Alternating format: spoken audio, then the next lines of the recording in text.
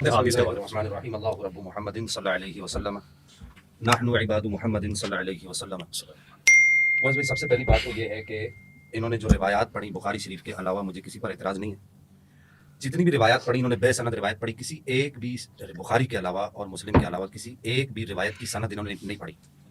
آپ یہ اپنے پاس نوٹ کر لیں۔ ہمارے ہاں اہل سنت کے ہاں ایک یہ مسلمہ قاعدہ ہے کہ بغیر سند کے روایت کو نہیں لیا جاتا۔ اس کے لیے میں آپ کے سامنے یہ شیخ الاسلام ڈاکٹر محمد طاہر القادری صاحب کی یہ کتاب ہے، اس کی یہ پوری انہوں نے یہ کتاب ہی اسی پر لکھی ہے۔ دیکھیں، فضیلت روایت حدیث اور مقام اسناد۔ اس کے اندر انہوں نے واضح طور پر یہ لکھا ہے کہ لا تنظروا الی الحدیث ولکن انظروا الی الاسناد فان صح الاسناد والا فلا تغتر بالحدیث۔ کہ آپ فرماتے ہیں کہ یہ نہیں دیکھو کہ حدیث ہے، یہ دیکھو کہ حدیث کی سند کیا ہے، اگر اسناد ٹھیک ہے نہیں ٹھیک تو پھر والا فلا تغتر بالحدیث، پھر اتراؤ نہیں حدیث پر۔ اذا لم يصح الاسناد، جب تک حدیث کی سند درست نہ ہو جائے، یہ پہلی بات۔ پھر اس کے بعد میں ساتھ ساتھ یہ شیخ الاسلام صاحب کی دوسری باتیں بھی میں عرض کرنا چاہوں گا۔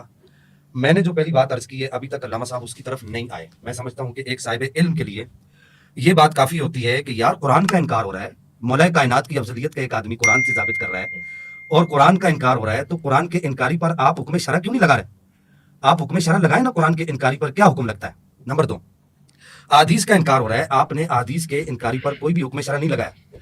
تیسری جانب جو ہے آپ نمبر 3 یہ کہ میں نے اس کے بعد آپ کو اہل بیت اور صحابہ کا بھی کہا، میں بار بار بات کو نہیں دہرا رہا، لیکن میں ان سے پوچھنا چاہوں گا کہ بھائی ایسے آدمی پر حکم شرع لگاؤ نا۔ ہمارے ہاں تو بزرگوں نے، ہم تو یہ امام ربانی مجد الفسانی شیخ احمد سرندی نے اپنے مکتوبات کے اندر لکھا ہے، سیدی اعلیٰ حضرت نے لکھا ہے، اسی طریقے سے شاہ عبدالعزیز محدث دہلوی نے لکھا ہے، پیر مہدی شاہ صاحب نے اپنے ملفوظات میں فرمایا ہے، پھر اس کے بعد یہ سید احمد کبیر رفاعی رحمہ اللہ نے اپنی اس کتاب کے اندر جو امام الاولیاء انہوں نے فرمایا ہے، پھر اس کے بعد آپ ادھر آ جائیے، میرے پاس یہ دیگر کتب پڑھی، الاعتقاد وغیرہ پڑھی، ان سب کتابوں کے اندر یہ کہا گیا ہے کہ بھائی ہم کتاب و سنت کے مفہوم اور اس کی افہام اور تفہیم کو سمجھنے کے لیے بزرگوں کے پابند ہیں۔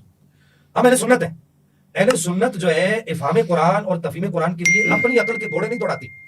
انہوں نے جتنی بھی آیتیں پڑھی، اگر یہ کہتے ہیں کہ اس سے، اگر یہ کہتے ہیں، میں یہ کہہ رہا ہوں اگر یہ کہتے ہیں، ہمارے بزرگوں نے اس سے یہ مفہوم نہیں لیا، نہ محدثین نے، نہ مفسرین نے، نہ متکلمین نے، اتنے بڑے بڑے لوگ گزر گئے، تو پھر پیر مہدی شاہ صاحب رحمہ اللہ پر کیا فتویٰ لگے گا؟ میں یہ پوچھنا چاہ رہا ہوں کہ جن کو نبی پاک نے فرمایا میرا علی تو میرا بیٹا ہے، تو ایسے لوگوں کو بیٹا بنا دیا نبی پاک صلی اللہ تعالیٰ علیہ وسلم نے، جو قرآن کے خلاف عقیدے لوگوں کو بتاتے رہے۔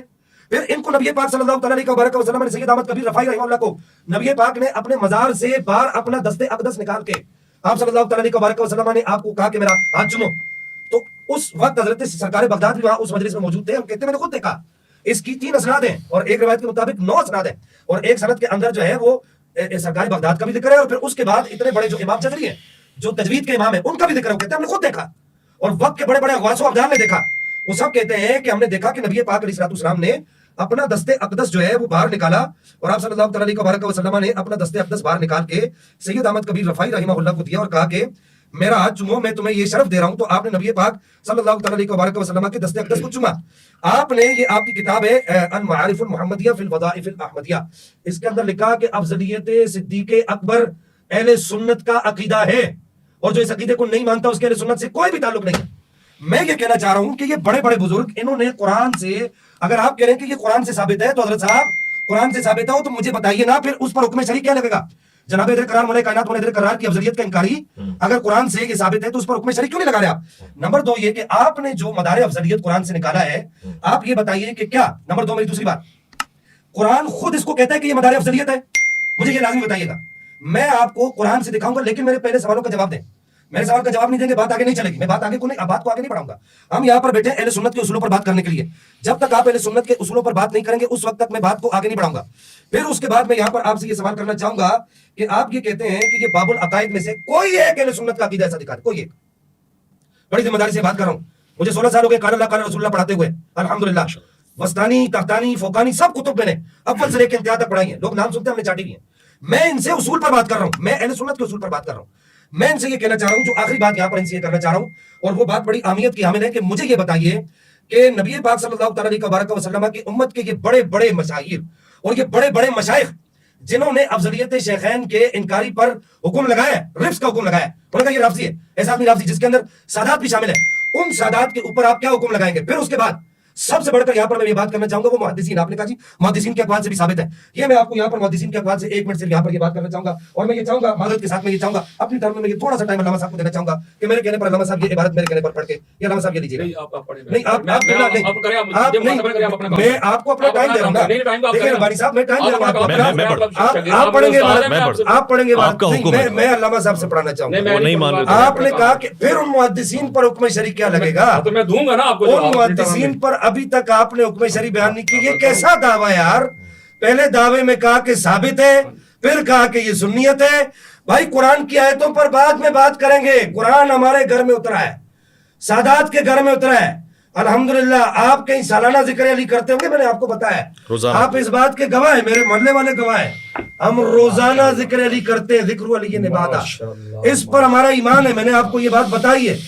صرف ذکر علی نہیں کرتے, سیدہ پاک کے ہر بچے کا ذکر کرتے ہیں, ائمہ اثنا عشر کا ذکر کرتے ہیں. بات یہ نہیں ہے, میں صرف آپ کو یہ کہنا چاہ رہا تھا کہ علامہ صاحب آپ کو پنجتن پاک کا واسطہ کہ ذرا یہ عبارت تو یہ پڑھ دیجیے نا محدثین, تھوڑا سا یہ چلے آپ اپنی ٹرم میں یہ عبارت پڑھ دیجیے گا. میں آپ کی ٹرم کے تک آپ کی ٹرم تک میں آپ کو یہ عبارت پڑھ کے میں آپ کی ٹرم تک یہ عبارت آپ نہیں ابھی صبر کریں.